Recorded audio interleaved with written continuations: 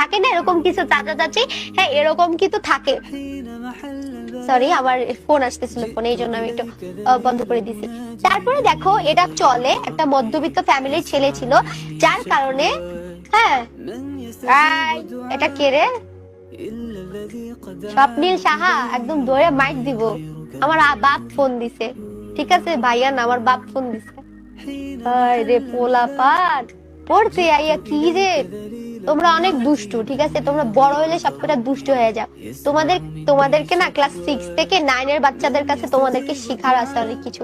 এই বাচ্চাগুলো এত কিউট, এত মনোযোগ দিয়ে ক্লাস করে, একদম শুরু থেকে শেষ পর্যন্ত থাকে। ভাই এদের ধৈর্য দেখলে আমি মাঝে মাঝে অবাক হয়ে যাই। আর তোমরা ইন্টারে উঠে কলেজে উঠে সব কয়টা ছেলে পেলে পাজি হয়ে যাও, আরে ভাইয়া কল দিয়েছে নাকি, সেটা তোমাকে বলবো আমি, ভাইয়া কল দিছে না কে কল দিছে, আমার বাপ কল দিছিল। ঠিক আছে ক্লাস মনোযোগ দিয়ে করো। আর স্বপ্নি এই ক্লাসের শেষে আমি এমসিকিউ নিব, দেখবো কয়টার অ্যান্সার দিতে পারো, ঠিক আছে।